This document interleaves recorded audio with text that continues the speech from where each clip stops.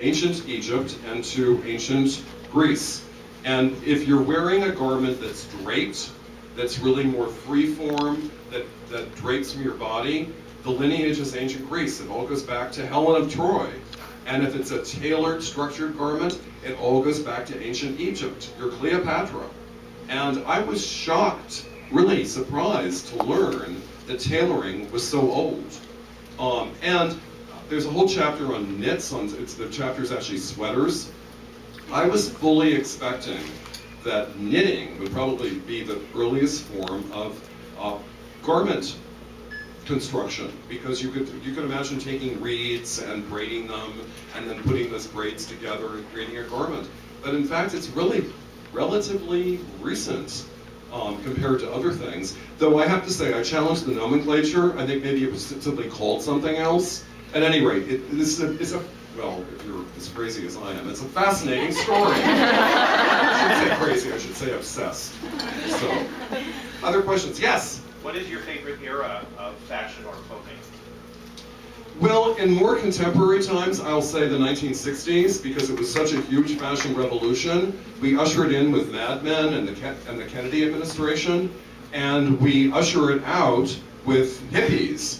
But in between, we have the miniskirt, we have the clear vinyl dress created by Yves Saint Laurent, we have the paper dress.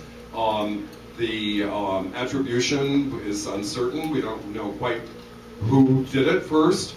But we have this real fashion revolution in the 60s and a diverse one. I don't believe we can ever have another decade like that again.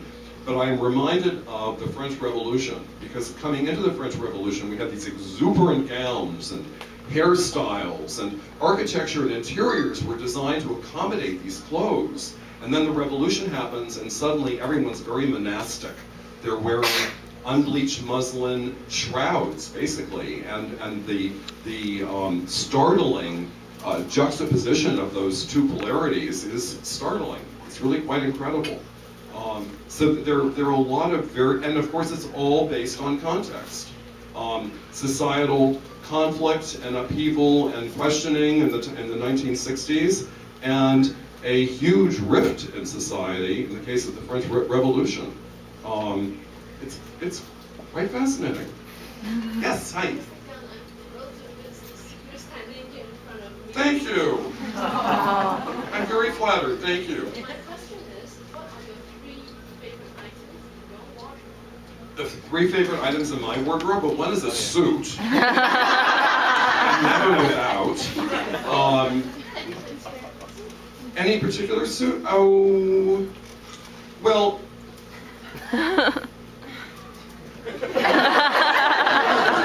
I mean, the most versatile suit is going to be a dark suit, black or charcoal, without all these stripes or window panes that I like so much.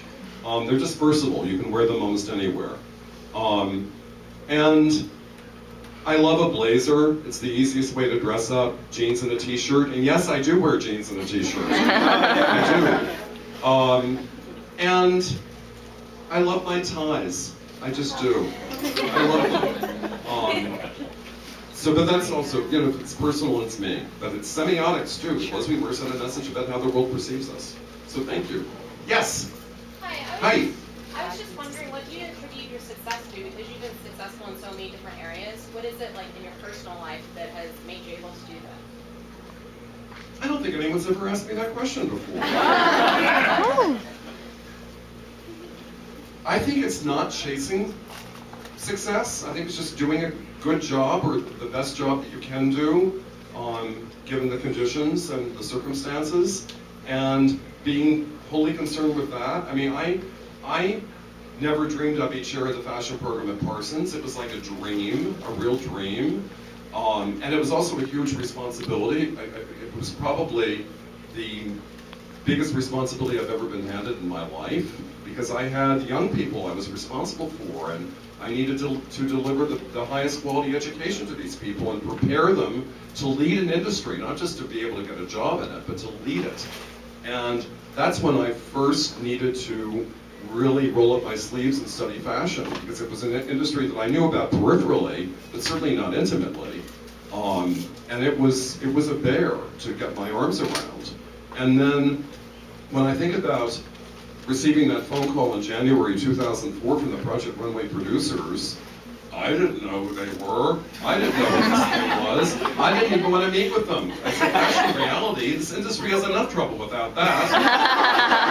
And then sincerely. And then when we did meet, and they did what, I mean, I was originally brought on as a consultant, and my role in the show was in no one's vocabulary.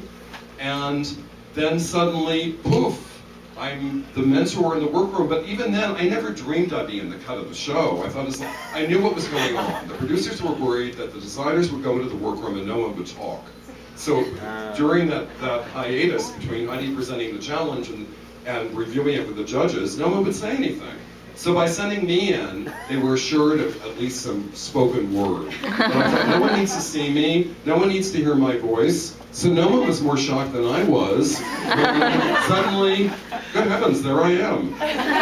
Who dreamed we have a season 2? And now we're in our 10th season. I mean,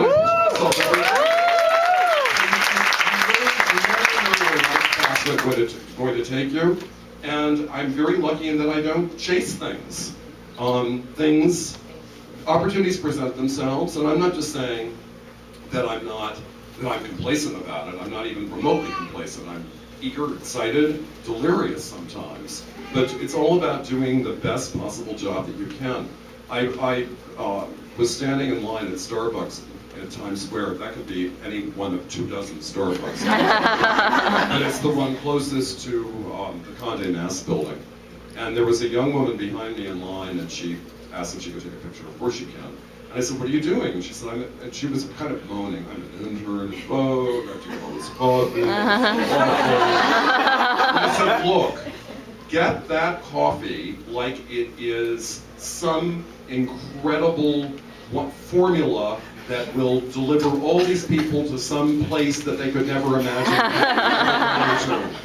Whatever you're doing, do it at 150%, because people will take notice of you and they're going to remember you.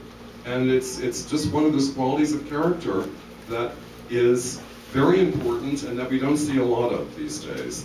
I see an awful lot of young people who really think that the world's going to be delivered to them on a silver platter, and my refrain is, I hate to tell you this, people, the world owes you nothing. So you have to make your own place in the world. You really do. Yes, way back here, the beautiful yellow dress. Thank you. How often do people ask you to say, make it work? Usually people shout it from moving cars. Make it work. Should we get started? Yeah, let's make it work. All right, we're gonna make it work ourselves. Otherwise, I'd love to stand here and talk to you all night, but we won't get any books signed.